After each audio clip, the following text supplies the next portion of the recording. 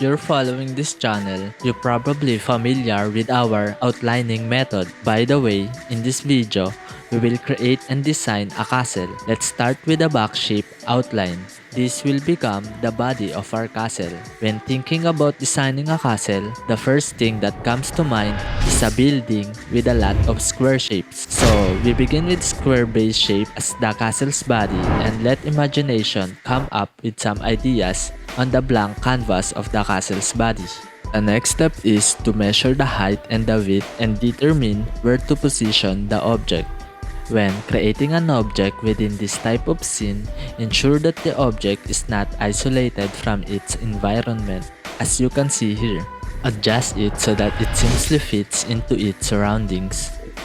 As of now, the body of the building is empty, making it easy for us to come up with the ideas. Because in emptiness, that's where all the ideas start to come.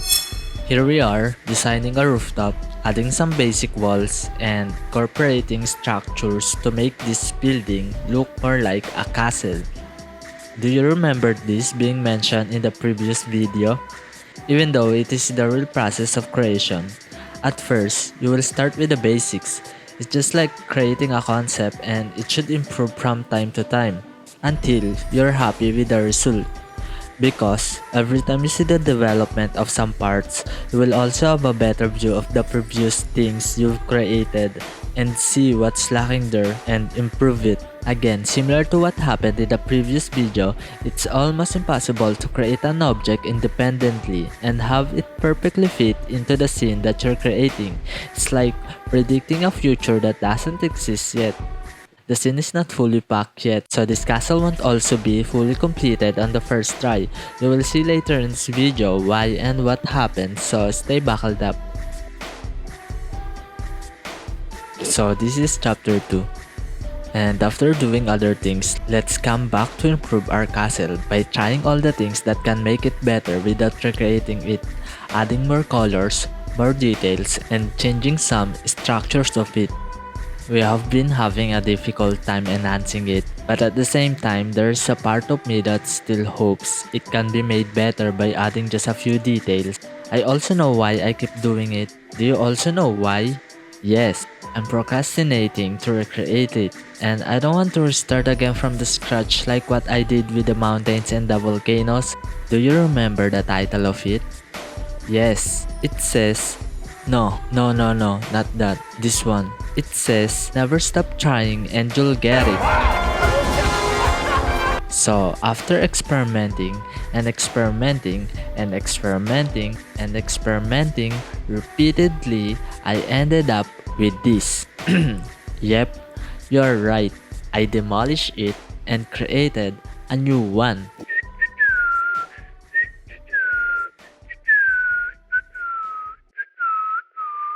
Anyway, in chapter 3, we are working on the interior of the castle.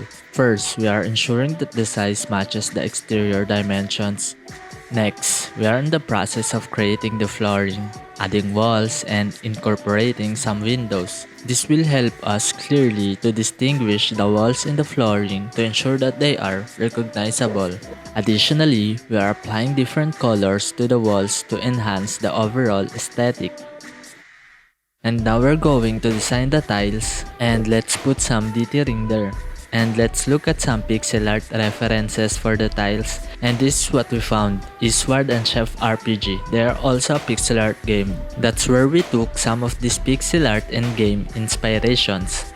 Pixel Architect, the creator of Chef RPG, is doing some pixel art tutorials, and I learned a lot of things watching his video.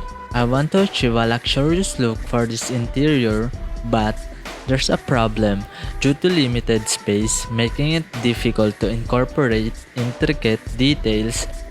Take a look at this. I'm creating a stairs. When you observe the exterior of the castle, you'll notice a rooftop with stairs that connect to the interior. Here's a clip showing the first attempt of creating the stairs.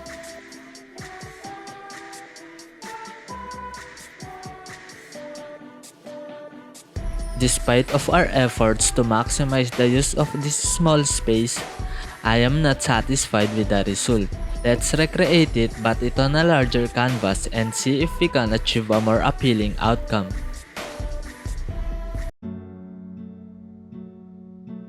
When creating an art, sometimes you need to destroy it to create something better. Don't regret doing it. Every time you make a mistake and you need to restart, you are evolving. If you really love what you're doing, no matter what energy it costs you won't stop. You keep trying until you get what you really want. Please enjoy the last clip, the time lapse without my commentary. Psych! I've enhanced the luxury appearance of the stairs, made the walls more detailed and beautiful, and added various objects that you'd find in a castle such as a painting, a golden mirror, books, bling blings, boxes. I'm not sure about the specific name of this type of box, swords, and a guard standing in the front of a wall. I've also remodeled the window.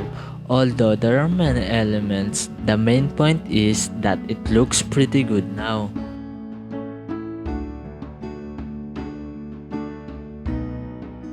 Here are some the bonus clips.